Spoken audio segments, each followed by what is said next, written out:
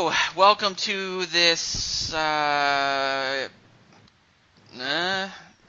training camp's over edition. I guess I should have thought of that before I started my sentence edition. Sticking in the disc now, huh? Yeah, it's one of those days. It's the Purple Journal podcast, if you haven't been able to tell by the 5 seconds of professionalism we tried to bring you tonight. Very on brand. Well, you're like me, Joe. You're still hurting from the end of the Mankato training camp. You know, what can you say? You're down. You're down, brother. I think for different reasons. I think yours is emotional. Mine is because I'm aging horribly.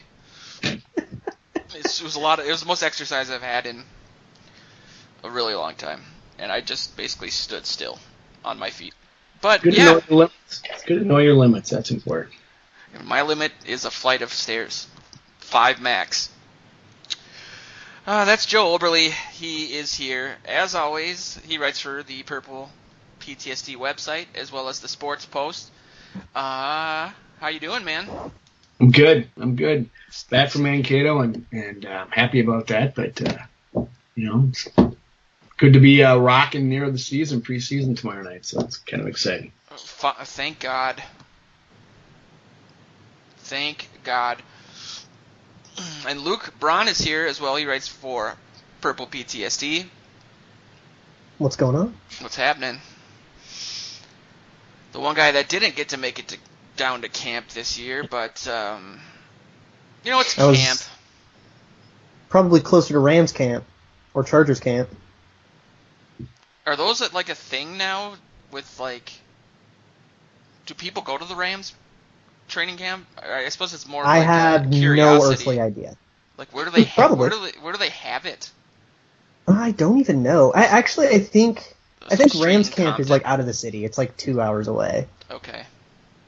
And I'm sure Chargers camp is similar because really you don't really have much space in the city. Like the fact that they're building a stadium in the heart of LA is kind of insane. Anything else where you want open space, you have to drive out of the city. What's the reason for that? I'm hoping to get a more population concentration there, or what? Why are they doing it there? What you mean? In the heart of the city.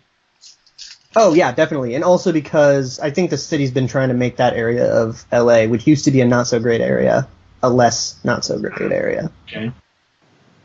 Yeah, they got to get someone to go to those games because they've not traditionally in the past, done so well. That's why teams keep moving in and out of there. That's so strange. What is that attributed to? And then why, if that's the case, why was there this drumbeat to bring 2 teams back to back? I know it's obviously a huge, I suppose. But yeah, LA had already agreed to build a stadium, so all the teams San Diego and St. Louis that were we want a stadium, and their owners weren't going to shell out for it, and the city wasn't going to shell out for it, so they went to the city that was already shelling out for it. What do people? I mean, I know the stereotypes. Are people just not that into sports down there? I can't believe that's it. I mean, the Fairweather thing is huge. A lot of Oakland fandom. A lot of folks really, really like the Raiders down here. But I've been seeing more Rams gear around. I think it just took some time to take, and I'm sure over the next few years you'll see some Chargers stuff too. There's so much else to do down there if they're not winning. Yeah, they're. And I think Luke, you said there maybe I derived this from something you said a while ago, but there's a lot of transplants down there too, aren't there? Yeah. Oh, nobody's from LA. There are very few people who grow up in LA and are I want to stay here. So everybody else is they're coming and they're from Colorado and they're Broncos fans and whatever. Trying to make it big. And Vikings fans like Luke. Yeah. There's a lot of Vikings fans down here. There's a whole real nice bar. Yeah, I've heard that. That's Pineapple Hill, baby, if you're listening. That was a segue to Vikings, Joe. Oh, we're a let's talk about that. We're a Vikings podcast. Oh, well, camp was here, and we had a press pass. Well, Joe has a press pass to everything because he's fancy and quote unquote professional. But the site got its first press pass also, which was for, I think I don't even remember, the 1st through the 5th or the 2nd through the 5th. So I made it down there on Saturday for the whole day, and that was what days were you there on Friday? And did you just avoid? Were you in? Never mind. Were you just avoiding me with somebody else? I saw you coming. They said people say, "Hey, he's that you know that Joe dude?" And it's who, me? No. Who are you talking about? No, I was actually in Cedar Rapids. Speaking of L.A., my son had he's in a filmmaker from Chicago, and they had a release of a movie that they filmed down there. And so my wife and I went down there and had a blast being big shots and walking the red carpet and that whole thing. So that's why I was around. That's pretty fun. cool. Yeah. Yeah, I know we talked about this on the show the last couple weeks, but you're from, like, Mankato, born and raised. And I guess before we talk about some of the other stuff, and we have covered this, but I found it really, as a guy who isn't from Mankato, I'm from Minneapolis, and but I've been to camp pretty much every single year except for 2005, and they did this like really big. I don't remember there being these huge video boards on the field down there in Mankato, but they had some there, and they did like a huge thing about Mankato and the history of training camp, and Ahmad Rashad gave a speech. Zimmer gave a speech that was very strange about everything. It was funny, but it didn't make a lot of sense. But it was emotional, man. Like, yeah, I can see it. I thought I was a little surprised on Tuesday. I was down there for Monday and Tuesday, and I had written about it more than once, and we talked about it here, and so I thought, okay, I'm going to be over it. But as I was leaving, I was really more upset than I had anticipated I would be, and maybe it was partly because I was hungover from the night before as we were closing down Mankato. But it was you talked to a lot of different people about it, as you were going through it, whether you're PR staff from the Vikings or the other media people, and you heard a lot of stories, and I just know it's going to be a big void for the town, and it's tough on them, but you hate to see these things. But they do, you figure they're going to go on forever. But, Mankato did a nice job. They really, for 52 years were great for this team.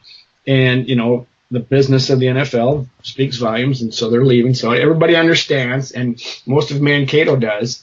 But, they're still going to – next summer is when they're really going to notice it, when that buzz that happens every year there is gone, and you got to trade center.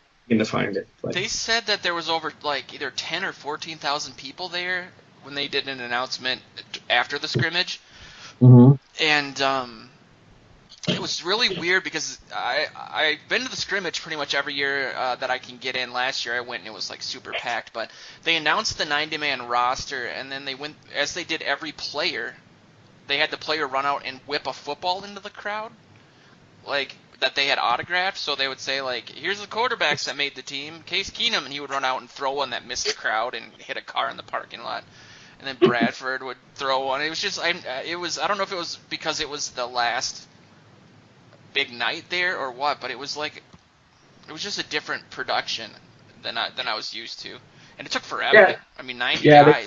They tried to end it well, and kind of celebrate what, they had done, and kind of say thanks, and that's good. It's good that they did that. It's tough that they're leaving, but there it is. I know that Luke is really bumming out in L.A. Right, Luke? Freak.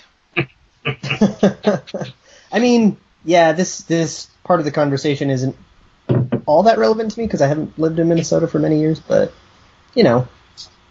it's there's something to tradition and 52 years and stuff, and moving on to the new chapter. I do think that when the next training camp starts up and everybody's getting all excited about the new facility and it's, closer and everything, I think a lot of the emotional stuff might fade away a little bit, It's totally, because it'll be exciting and it's new. I don't know if I told you guys this, but before I went to camp, I drove over to where they're building all that, and for some reason I just assumed I could at least get close to it, but yeah, they're tearing that whole, yikes. The roads are all gone. I mean, everything's gone. You have to park like really far away and walk through like muddy trenches because they've dug everything up. But it's going to be probably. I took a really weird way to get there. But if you take Hiawatha past the airport. It's seriously like 10 minutes not even from the airport. It's super close. So it'll be convenient. I guess my fear is that, and I guess I don't have to worry about this as much because I have a press pass now. But just having like Mankato is a destination. It takes a while to get there. You have to pay for parking. I'm sure you got to pay for parking out there, but I just feel like there's going to be like a ton of people there, like almost too many, and I don't know. But anyway, camp happened. It's over.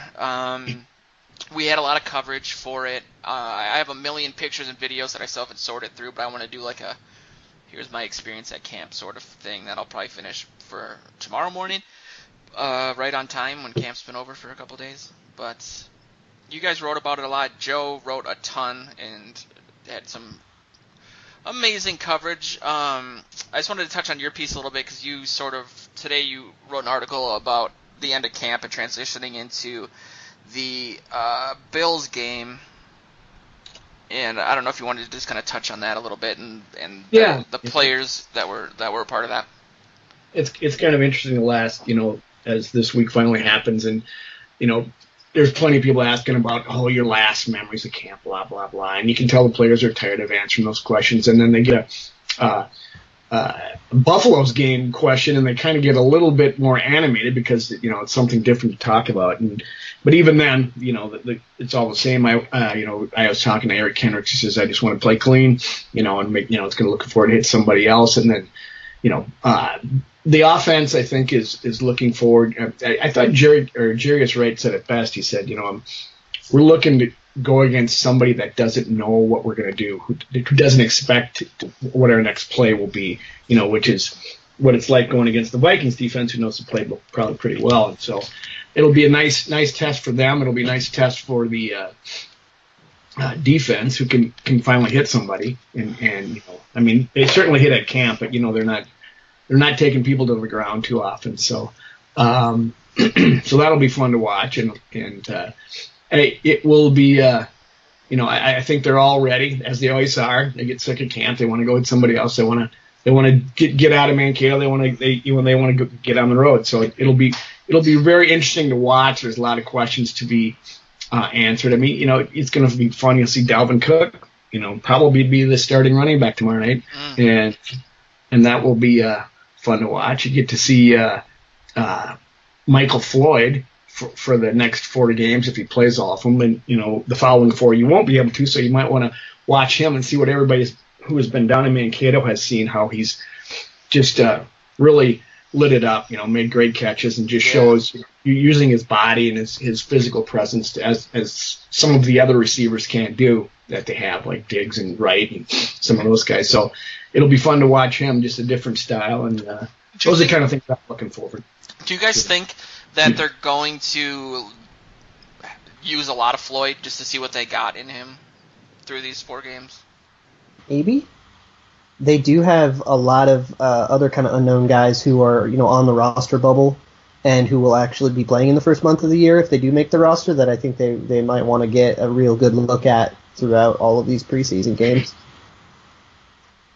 Yeah, I think he'll be out there a little bit, but yeah, they're gonna as soon as those first couple series are over and they get those guys in there and get their feet wet, they'll get them out of there and they'll start going deeper in the roster as soon as they can to, because that down at the end there, like, well, speaking of receiver, you got Coley and Adams and those guys. You want to, Fricky and Mobo and made the 90-man roster.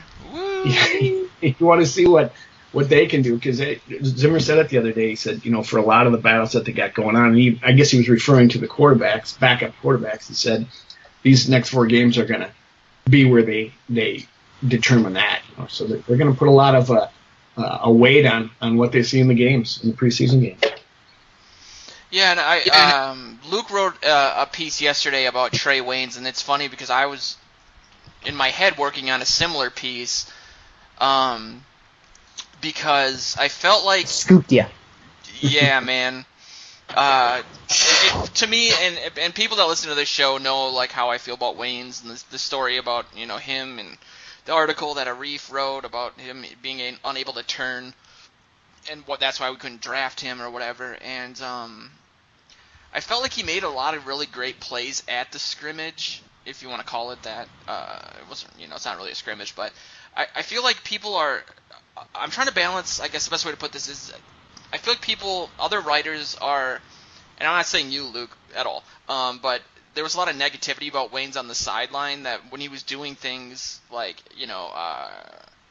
he wasn't getting any flags. Alexander got, I think, 2 flags during the scrimmage. He didn't get any. He broke up like 3-4 passes, like really great, had his back turned, jumped, jump ball type stuff. And then I balanced that with the fact that I want him to succeed, because there's like some personal stuff on the line there too. So I don't know like where the middle is, and if I'm just like looking at Waynes with rosy glasses and other people are looking at him negatively, or sort of where the truth lies in that situation. But obviously, the team needs to, as the title of your article, I think was what does the team have in Trey Waynes? That's kind of what they're trying to figure out. And so if you want to talk about your article a little bit and get you guys' views on that. Yeah. I think there's this kind of pervasive idea that because, Trey Waynes didn't play much and, he was kind of stuck behind Terrence Newman, that it either means he's a mystery, which is false. He played like 500 snaps. It's a lot of data to work with. Or that he's just bad because he can't crack the starting lineup. And if you look at the season that Terrence Newman had at least last year, I don't have the same data for 2015, but last year he played at a transcendent level, and like Terrence Newman led the league in things that are important, which is insane. So do you like, think that's because he knew the system really well? Partially. Part of it, yeah. Also because he's just a genuinely good cornerback, and the stuff that declines with age is not the stuff that his game ever really relied on. And he's still in good shape and everything, and he's just aging very well. I also think that is not going to be sustainable at all, and he's looked a little slower in training camp, I guess. He's looked, some people have kind of said that, like, well, if this is the age, if this is the age thing catching up with him, this is what it would look like. And regardless, the way that they're using him in camp, it doesn't seem like he's going to play outside corner really much at all, and Waynes is going to be the guy. I was going to say, so, during the scrimmage, he was only in as a nickel guy, it seemed like. And he's playing a lot of safety, too. Yeah, yep. He I was think that's nickel cornerback spot got real weird. I mean, you kind of said it earlier when you talked about Alexander.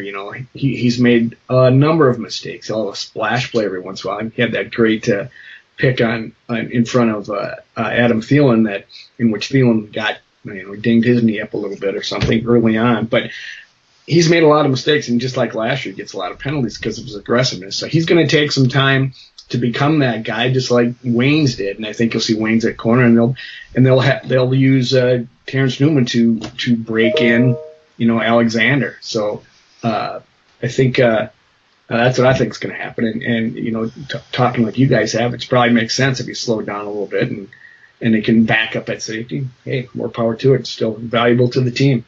And did you find, Luke, that he's made and this is where I get into whether or not I'm being objective or not, but it seems to me that Wayne's made some decent strides in regards to at least limiting penalties, and I know he was targeted a ton, especially early in the season, and he struggled with NFL rules, but it seemed like he got it together even though he didn't play as much. So he was picked on a lot, and there were games where that worked very well for the team picking on him, and there were games where that actually really didn't work out well at all. There were games where they kind of went at him a ton, and he held his own. But, when you've got Captain Munnerlyn, who was elite at as a nickel corner, and Xavier Rhodes across from you, like, who else are you going to throw at? Yeah. One thing that I noticed, I kind of saw this very inconsistent up and down season for him. And if you kind of average everything out, he comes in at about a, below average cornerback 2, which is pretty disappointing. But if you actually go game by game, he had some games where he was like playing very well, and then he had a few games where he just fell apart. And averaging that out is kind of misleading because he isn't just like a kind of mediocre guy. Like he's a very inconsistent guy with potential, and that's a way different thing. Yeah. And as I was kind of comparing when his good games happened and when his bad games happened, I noticed that they had the quarterback time to throw had a lot to do with it. Okay. And essentially that he just struggled on longer plays. And, the worst games he had were 2 games against Aaron Rodgers, the game against Dak Prescott and Marcus Mariota, and what do all those guys have in common? They can extend the play with their legs. They can kind of get into more improvisational territory. And that's when Trey Waynes would kind of falter. So I think, he did show some strides in terms of just dealing with the kind of average day-to-day plays and, the plan. But when things break down to an improvisational level, or just, longer developing plays, these big kind of sweeping crossers and stuff, that's when you could really, really pick on him. And as I'm looking at the schedule, we kind of have a similar amount of that. So I would probably project a similar, we have 2 Aaron Rodgers games. Jameis Winston can run around. And as I'm looking down the schedule, I see, I guess, Cam Newton. And that's about it. And that's about the exact same thing we had last season. So I don't know if you can project this huge improvement. But, you have an adequate but room for improvement CB2 in Trey Waynes. That's, I guess, the conclusion I would come with. And he was a total system guy in college, right? I mean, Michigan State's defense was amazing, and the Vikings have a similar defense. So, I mean, my worst-case scenario is that he would just be an adequate guy. But when you have a guy like Xavier Rhodes on the other side, the fear is, I guess, that they're just going to throw at Waynes all the time, which very well could happen. They could throw at Matt, too, if he struggles. Yeah. Or Newman, or whoever plays nickel, or Antoine Exum, because I guess that's happening. Yeah, man. I mean, I know we talked about this when it happened, and there's been a lot of signings on defense recently, re-signings that we'll touch on too, but I think the Munnerlyn thing's going to probably be the biggest determining factor, or change from season to season. God, he was so good. When I was doing this Trey Waynes stuff, it was just so apparent how valuable Captain Munnerlyn was. Yeah, that sucks. Yeah, I was surprised they let him get away, but I guess he wanted to go, so what are you going to do? I don't remember how that happened, if we offered it, we were willing to offer him the same amount of money and he just wanted to go back to the team he was on before, or what, but I mean, I guess he left, and then there was all that talk about exodus and toxic leadership that was, overblown. So it's nice to see a lot of these veteran guys re-sign, but you got to wonder, the Spielman and company obviously must feel that they have something special since they're trying to keep this core together, but you have to wonder how many more years the window's going to stay open. Yeah, and that's probably affected, whether or not how much they could offer to Munnerlyn, because they knew they had to sign these other guys that they signed this. Oh, definitely. So Yeah. Well, I was just going to say, we were walking off the field with the players, and I gave the story off air, but it was across the field and then through across the street where all the people stand and they block the street asking for autographs. And we were among players, in their equipment still. So we took a left to go to the parking lot, and I saw this big dude on a moped on his cell phone go by, and he was huge. And I looked at him, and I realized it was Linville Joseph, but I didn't think it was him, because I'm like, how did he get undressed, showered, and on a moped by the time everyone else is still getting off the field? So I wanted to say, congrats on the contract extension, because it just had happened that day, but he was on the phone, so I didn't say anything. And about, 2-3 minutes later, we were walking on the same sidewalk, and we heard this motor coming, so we kind of stepped out of the way, and it was a teenage girl on the same moped going 30 miles per hour down the sidewalk. And I hate to laugh because this isn't funny, but she completely wiped out on that moped hardcore. It flipped. Oh my. She hit the ground, and she was probably about 50-75 feet away from us, and we were like, are you okay?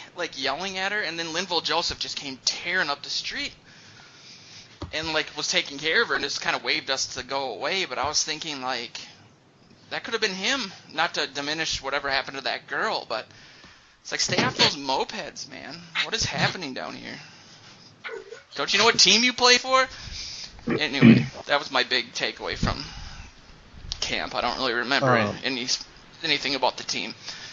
On the contracts, if you look at these compared to market value, and especially if you look at them as a percentage of cap the year they were signed, which is a pretty good. It's what Arif Hassan and Sam Ekstrom talk about all the time. when evaluating these contracts. This is pretty good at adjusting for the cap goes up all the damn time, so everything is just naturally more expensive than it was 3 years ago. Yeah. But if you look at it under those pretenses, I think Everson Griffin is the only one that is market value, and Rhodes and Linval are both below it. Linval is way below it. Wow. Linval is way cheaper than he should be. I actually think Rhodes and Linval both kind of got bamboozled and should think about who their agent is, because they probably could have gotten more money. But I guess it also speaks to the culture. There's got to be some factor of they like being here, Yep. and if they didn't, they wouldn't agree to play for, frankly, less than they're worth. Maybe they gave him a moped. Maybe they gave him a moped, yeah.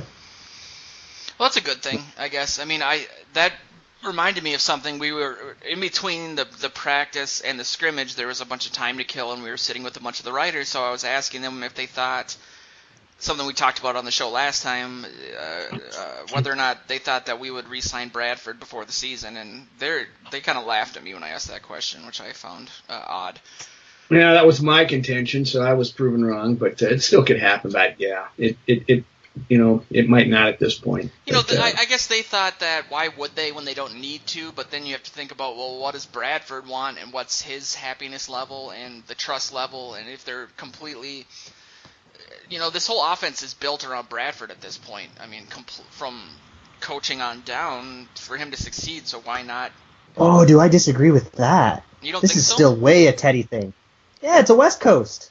Bradford in a West Coast enables Bradford's to lean into his worst tendencies. Checking down? Yeah, and just that's his worst tendencies. Do you check down on the down. West Coast, or you just throw quick passes? Isn't there a difference? Not much. I don't know. I mean, generally in a West Coast you have fewer, if there's time, go deep options than you would have had in Nord's offense. I guess my reasoning comes from the Shermer thing, which is lazy, and then the Michael Floyd thing. And I guess Teddy would succeeded in a similar offense anyway, but also just, having running backs that can catch the ball out of the backfield. There was recently a Shermer comment, a Pat Shermer comment from, I think it was just one of the press conferences about Sam Bradford and how last year he went deep more than Pat Shermer was intending, which is a terrifying thought. Thielen was open. Yeah, what, you wanted to go deep less than that? Jesus. Yeah, that's not good. You guys, I for listeners who are, just coming into this as training camp starts and, just kind of getting back into this podcast and have it listen, get ready for a Shermer hate storm just about every week, because I am ready for that guy to be fired yesterday.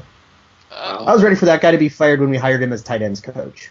Okay, pencil that into the agenda for 2 weeks from now. Joe. Yeah, he doesn't have the best track record. And he has a plan that he is clearly going to stick to that has literally never worked, and they're just going to stick to it on principle. It's one of my biggest football pet peeves. We've talked about this before, but since our show does seem to be growing every week every 2 weeks against all odds, do you feel that when it comes to the offense, I don't remember which one of you guys said that you feel that Zimmer kind of dictates too much of that to the offensive coordinator and doesn't pay him enough attention to it? Do you feel like that is part of what's happening with Shermer? Zimmer's just I'm a defensive guy, you do it, and, whatever. He said he wanted to be more hands-on this year. We haven't had a chance to see that yet, but that's what he said.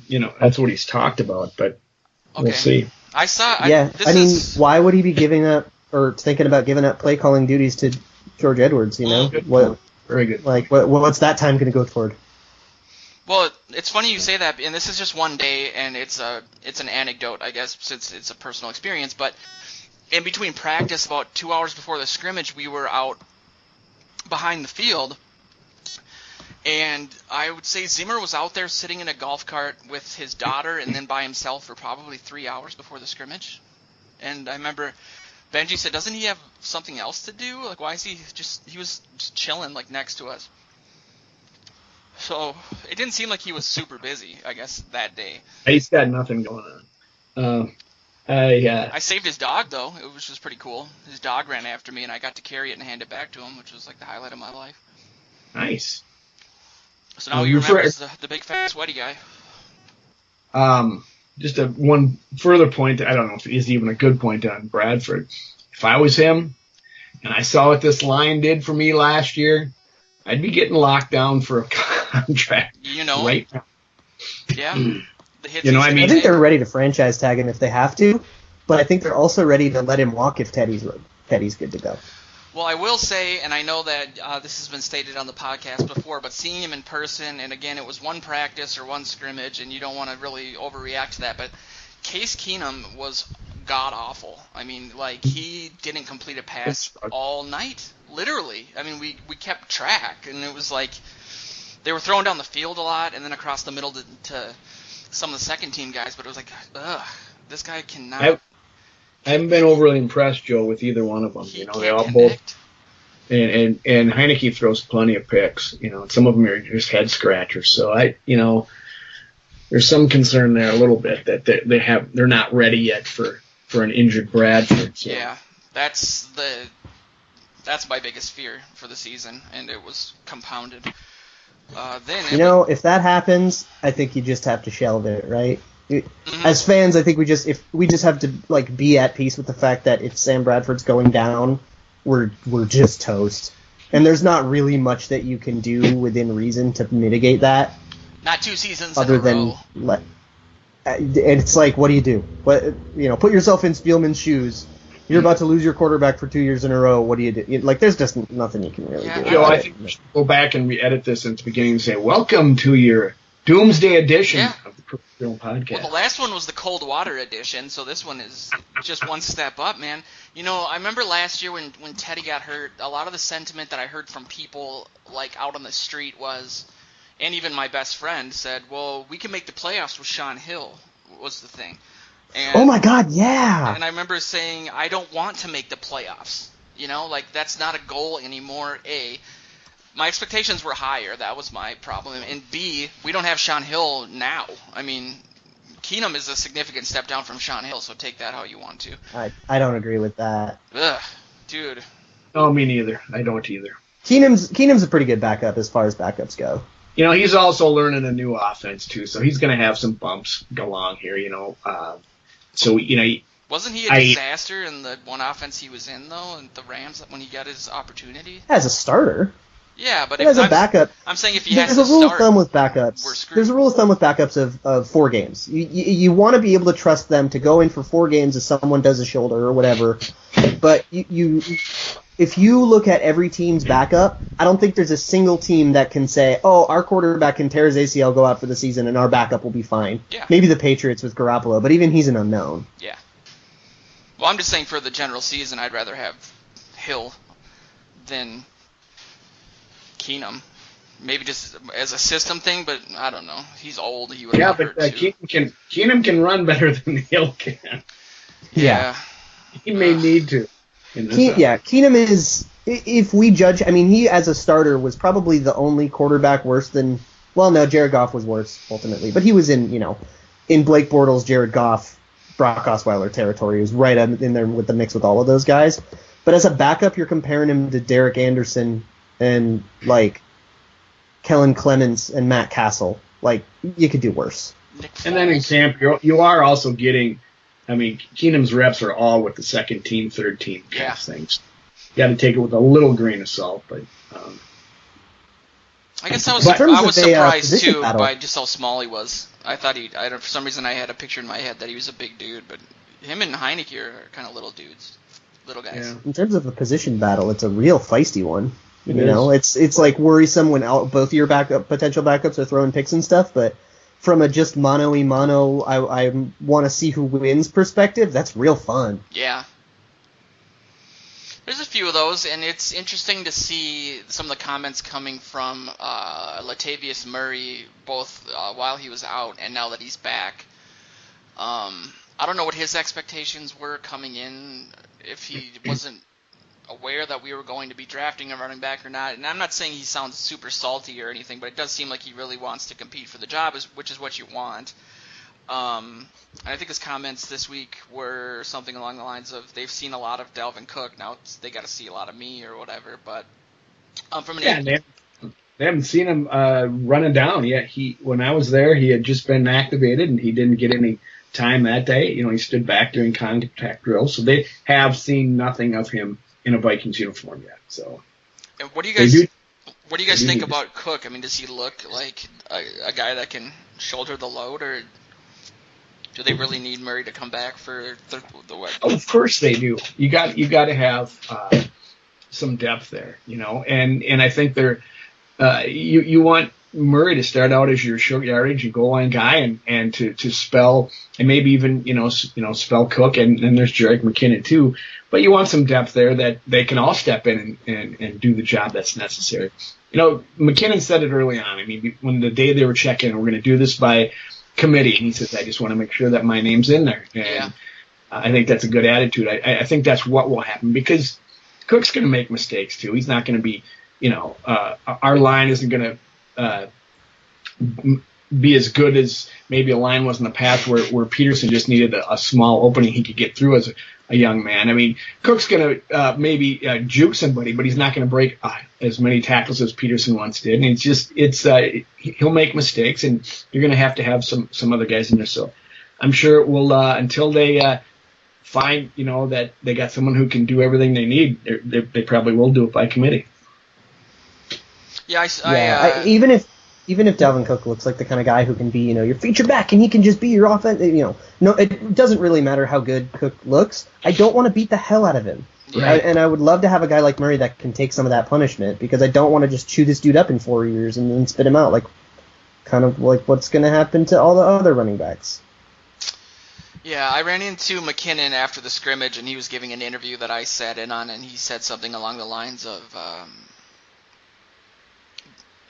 the running offense can't get any worse than it was last season, and a lot of that's my fault. So I'm just looking at ways that I can basically improve from my position, So I guess we'll see.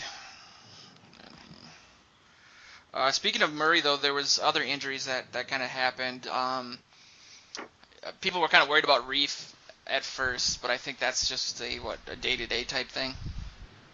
Well, he injured his back, and that's never good for an offensive lineman. And the fact that he did it on the first play of training camp is definitely a bummer. And he got back into a uniform I'm on Monday. And, even then I saw Sperano, he was lining up to do a drill, and Sperano said, no, not you, and moved on to the next guy. It was a lot of up, down, and probably not good for your back. And he still hadn't done any contact stuff. You won't see him on Thursday. I'm sure he might not even make the trip.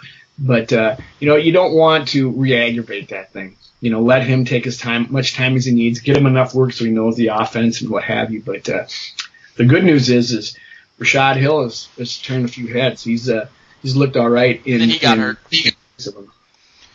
Yeah, they took him out on Hill out on a cart during the scrimmage, I think. Yeah, but he came so back. Scary. Mm-hmm. He came back. A couple plays later, was standing on the sidelines, and the next day, the first practice back, he was he took all the drills. I mean, he was the first string guy in there despite his ankle injury. So it wasn't as serious as they had feared, and he's right back in, and he's going to be the guy who gets the start on Thursday night. Yeah, Luke, you were texting me about that when it happened, weren't you? About Hill? Yeah, well, because all I had was Twitter, because I didn't have a way to see this. Yeah, I was kind wondering of thing, how you were even aware of it. Yeah, all I had was I was just looking at Twitter, and then I saw the timeline just lit up with people Hill down on the field, looks like he's in pain, and I was like, you've got to be kidding me! Seriously, we haven't even done a preseason game yet. We're down 2 left tackles. What's going on? And he got carted off, and the way people were describing it looked like an ACL. That's what people thought, and then we saw his shoe was off because we were in the way of the cart, so we all got yelled at basically. And then they brought him right behind us, and you could tell it was probably a lower leg type thing. But on Monday, he was doing everything. So I thought that was a good sign, and it's a good sign of how well he's been doing. I'm not going to say he's Bryant McKinney, but I think he's he's going to be really a very good backup. And if he has to start, he might be able to do the job there. So let's see. And then I guess the bigger injury was the Treadwell one, which may or may not have happened during the altercation that took place. We didn't really get a chance to talk about the fight in general. And Joe, were you there for that? Yeah, I was, and it was right after their one-on-one or man coverage drills in the end zone, which had been very feisty between all of them. There was people crabbing for flags on both sides and just bickering, and it was as fun a camp drill as I have seen in my time there. It was just a blast to watch. And what happened was apparently Exum and Treadwell were jawing, and then Treadwell caught a pass on him, and Exum, a touchdown, and so Exum got pissed off and started going after him. Adam Thielen stepped in to try to break it up, and so Exum starts swinging, flailing away at him, hitting sometimes on the head and sometimes hitting air, and so Thielen backed away, and then Treadwell came back saying, chill, and so... Was he swinging on him? He was swinging. He wasn't hitting much. If he hit anything, it was the top of his helmet, but mostly it was air. And idiot. Yeah. I know it was real strange looking. Well, but for me, that thing that really concerned me when Treadwell came back into it, trying to settle him down, Exum either lost his balance or went down, and he took him. It looked right below the knees, and knocked his legs out and picked him up and took him to the ground. And I thought, you don't want to do that to your first-round draft choice from last year, no matter how many passes he got last year. And wow. He was. They were both in there the series before. They sat out the next series, and then Exum came back in, so they weren't being held up for disciplinary actions. But Treadwell never returned, and they didn't cop to the fact that that's where the injury happened. He has not been back since. I've seen him running up around, but never in pads for practice. So calling it a hamstring or something, I don't know what's going on there. But so he's injured somehow, and when it happens in a fight, that's got to really make your head coach very unhappy. Yeah, that's bad. Can we just shed ourselves of this delusion that it didn't happen in the fight, because it definitely happened in the fight. It had to have. I mean, if he hasn't come back since, when else would he have injured it? Unless they're claiming it happened before that, and then he just realized it then. But that's bad news, like Joe alluded to for Exum. I mean, yes. Ugh. Afterwards, we're friends. Those things happen. It's no big deal. We're friends. Well, you don't go after his knees then. Buddy. Yeah, like you said off the air, Joe, oh yeah, we're buddies. I just tried to end your career, but no big deal.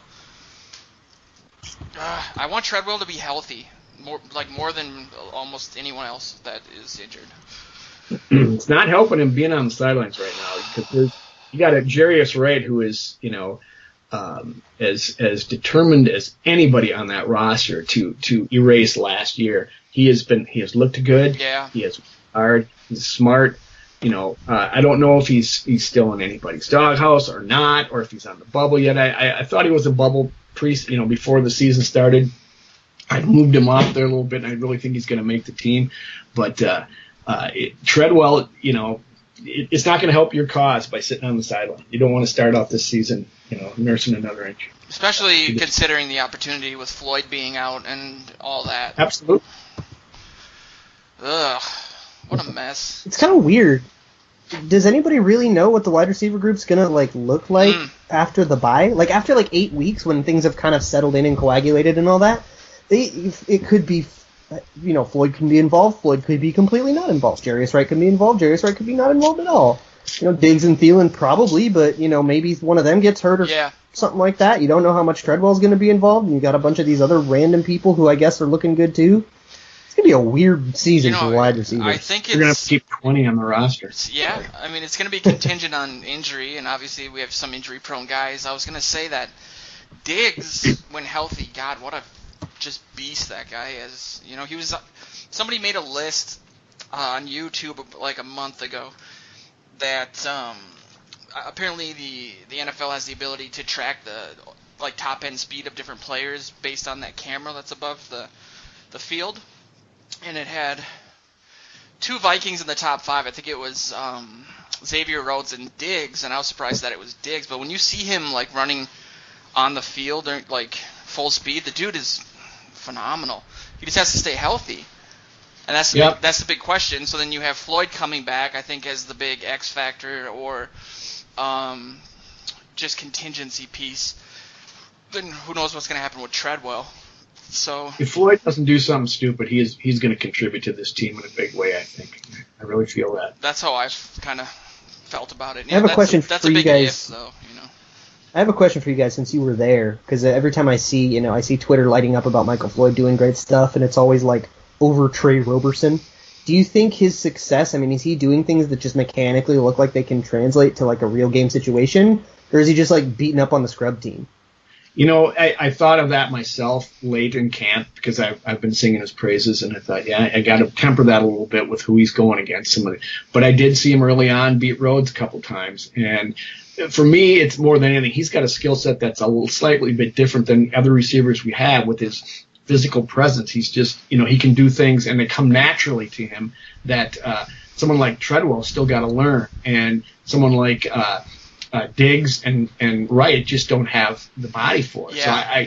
So I think to answer your question, I would say yes, Luke. I think it does translate, but yes, it should also be tempered by playing against second and third team. It just seems like it's so natural to him, and it's all. A lot of it is just the fact that he's a big dude who's talented. He has complete control of his faculties, so he can make sideline catches, and he's just a big physical guy, so he's hard to defend against regardless. And I guess looking at my expectations for him, I'm just looking at what he did for the Patriots, even though they got rid of him. I mean, he made some crazy plays at the end of the season for the Patriots, like sideline catches. There was one where he dragged 4 guys into the end zone with him. Like, stuff like that just makes me think that, like you said, Joe, there's not somebody on our offense that can do a lot of the things that he does. So that's why I've been so excited about bringing him in, because he is a physical. He's like Treadwell, but there's a confidence about him when you talk to him that I think he knows this. I think he knows that he has something that's not, that a lot of the other players don't have. So he knows that, he also knows that the Vikings have his back. So maybe that's part of it too. But I think he's really anxious to put everything behind him and really start over again here. So God, I hope so. Looking forward to when he gets back on the field. It'll be really interesting to look back on him if he does, turn out to even have just a pretty good season. Doesn't need to be transcendent or change fantasy leagues or anything like that. But if he comes in with 700-800 yards, which would be unbelievable for us. Yeah. You'll look back at the way the Vikings have handled his whole offseason situation and think, man, they really just bought into him and they doubled down on him. And if it pays off, that the whole narrative will change.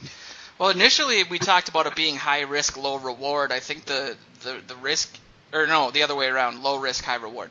I think the risk has the first signing was, yeah. Yeah, I think the risk has gone up now, considering they backed him in court or whatever. But I've always looked at it as the Vikings don't get lucky hardly ever, and for them to get a guy who would have cost $50 million if he hadn't passed out in his car a month later for $1.5 million is lucky if he pans out.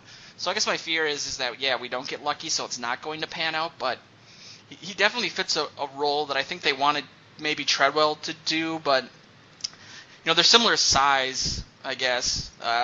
Floyd is They're not just the faster. same style, though. No, I don't think Treadwell, so. Yeah, Michael Floyd has always had a very, very deep average depth of target, and that was never going to be Treadwell. He was never going to be, a 9-route guy. Yeah, I think a lot of people see them as interchangeable. I don't really see it that way.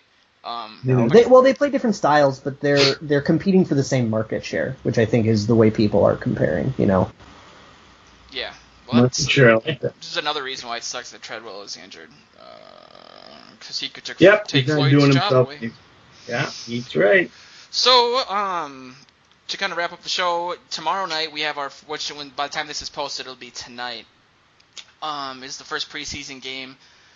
Hooray against the Bills. We kind of talked about some of the players that we don't think are going to make it because of injuries, but I guess the question would be, what are the things you guys are looking forward to watching in regards to the game?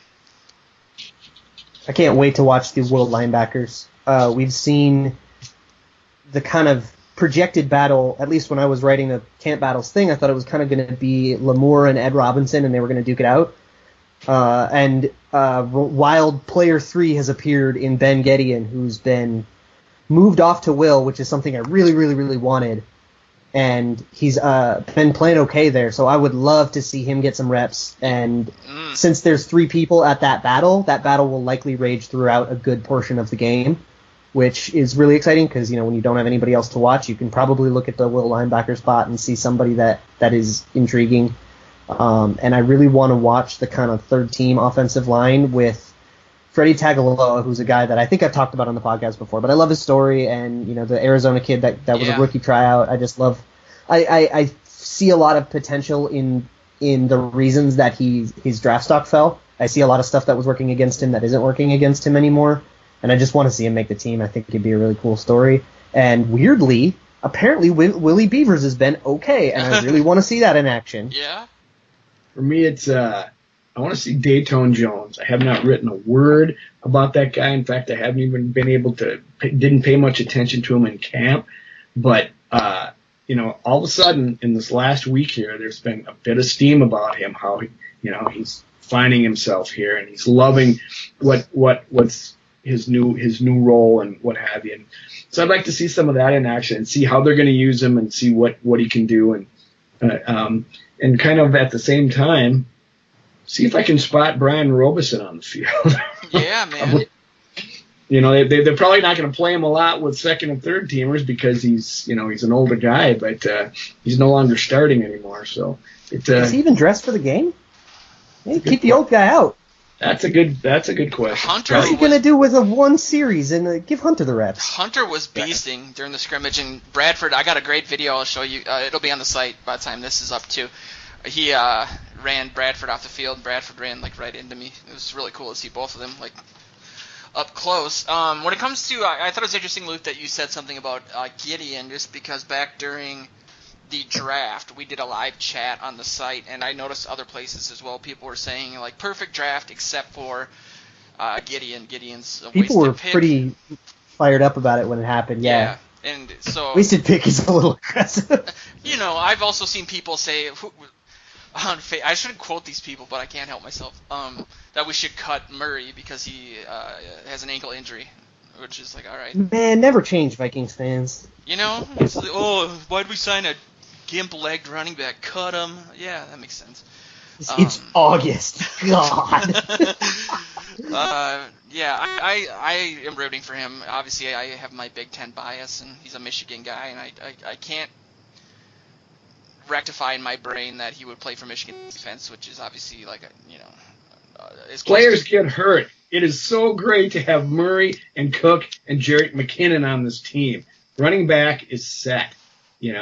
It's I don't know how they're going to use it. Figure it out. People get hurt. God dang. Yeah. People are going to get hurt. Yeah. Speaking of ideas we need to shed ourselves of as a fan base is the idea that you can really do anything to prevent injuries. Right. Outside of, maybe don't sign injury-prone people. I'm trying to think of an example. I saw Zimmer. Jake Long, right. Yeah. I saw Zimmer squirming through press conferences when all that stuff was going on. I mean, in the years, not this year, but when they were getting all those pectoral muscles. And they were saying, well, what can you do about that? And he had to sit there and try to give an answer, but what he wanted to say is, not a goddamn thing, in more colorful language. And I think the biggest thing, there was a report this week that, I don't know if they studied living people or dead people, because I was under the impression that you couldn't test for this until someone was dead, but that they tested 120 former NFL players and 119 had some signs of CTE. And I was talking to my dad about that, and he just said they need better equipment. And I don't necessarily think that anatomically there's anything you can do to stop concussions just because of the way that they happen. I mean, when you're running 25 miles per hour and you're, Newton's second law, you crash into something, your brain's going to hit the front of your head. That's the problem. It's not necessarily the hits themselves hurting the player. It's the speed and the momentum and then the stopping of that momentum. So I've not been worried. I guess this is a good segue because we've sort of talked about this a little bit, and it's been announced on the site a little bit too, but we ended up sort of purchasing Vikings territory in the last couple weeks, and it's taken months to get there. And I was thinking before I was going to camp, like, in 20 years, am I going to even have a website? Is football going to exist, or is it going to be sort of like a flag football situation? Because I just don't know if you can stop that. There's one way to prevent it, like if you're Tom Brady and don't report it. But other than that, or you could inject some sort of gel in between their brain and their skull, I guess. I don't know. No, I got a buddy who's a doctor, and we sat in a bar one night just going back and forth on this, and that's what he contended, that this, like Royce has said before, that it's going to be done in 20 years because the kids aren't being brought up playing football, or just don't want them to, and it's going to be nothing left. And I talked with this doctor, and he says, yeah, it's terrible. What this is going to ruin the league. And I said to him, no, it's not. There's just too much money. Yeah. There's too much money, and this is big business, and it's going to rule. They're going to find a way to skirt the issue, and however they do it, or they do it in court, or they actually do something for people. And I just don't think, with the way the place this sport holds in this society, that it's going away anywhere soon. Yeah, I know they say. I don't think you're going to run out of physically capable people who are willing to sacrifice their bodies for fame and fortune. Yeah. Yep. The question is what sport do they decide to play once they figure out that they're special? Not that every football player can play baseball or basketball, but obviously that's maybe they can learn from T.J. Clemmings, who should have stuck to basketball. Or Ray Edwards, who is a boxer. Is he a boxer? What? He went to he MMA, I thought it was. After he went to the Falcons, he retired early to become a mixed martial arts fighter, and then he was terrible. So then he tried to make a football comeback, but it didn't work. Well, he was just a straight up boxer. Oh, okay. Yeah, I thought he did some MMA stuff. Maybe that was just his training, because Jared Allen did that training, MMA training. Either way, try golf. There's not a whole lot of concussions in golf, so only a couple. I got hit with a kid's backswing at a tournament at Minnetonka, and it messed me up pretty good. Ooh, that's gonna leave a mark. Oh, it hurt. Have you heard that they're getting rid of the Hiawatha Golf Course, Joe? What's that? They're getting rid of Hiawatha Golf Course. Oh, they are. I didn't hear that. Oh, they're voting this on it. This might be the second podcast in a row that we've talked about this. Yeah, it's going. Sure is August, folks. Yeah. We got a game tomorrow. Hang in there. But for the golfers and guys like me that somehow lettered in golf at that golf course in high school, it's gone. It's just like me losing training camp in Mankato. You're losing your course, man. Yeah. Or I'd shoot a nice 70 on 9 holes. Oof. Nice. You ever turn in a scorecard and have the person say, "No, really, what did you shoot?" That was my life in high school. Ugh. I did have a friend who said he overheard some people arguing in a bar at 19th hole one time. Finally heard one guy scream at the other guy, "I don't care what the heck you say. There's no way a 13 gets a skin." So for all you golfers out there, lingo. Understand. Yes. All right. Well, with that, we should probably wrap this dump up. Any closing thoughts? I guess we'll try to cover the game. I'm debating whether or not we should reinstall the live chat, just because Vikings Territory does something similar, and I don't want to cannibalize that. I'm still trying to sort through the amount of podcasts that they do versus what we're doing. But essentially, since I mentioned it, I should say that nothing's changing on either side. So people that are fans of this website or that website, it's essentially to say exactly the same, just with a little bit more cross-promotion or participation from people there, here, or vice versa. The goal was to corner the market and make people pay. No, I'm kidding. Just, reach more of the fan base and have a bigger soapbox to stand on, basically. So, strength in numbers. There you go. Next year we're gonna be hopefully getting a press pass for the season, so we can embarrass Joe at the games. Paint up. I'll be at home watching then. So. You're gonna give up your press pass. Yeah, if you're gonna be there embarrassing me, absolutely. So you get to go to the preseason games then, right? I do. Ooh. The first one at home is San Francisco. 2 weeks, yep. Yeah, all right. Well, we'll be there. I'll actually be there in person, too, in the stands. My first time at U.S. Bank Stadium. It'll probably feel real good because San Francisco doesn't have a first team. They only have a second and a third team. Like the Jets. Oh, my God, the Jets. Hug a Jets fan. Yeah, it's going to be rough. Historically terrible is the word.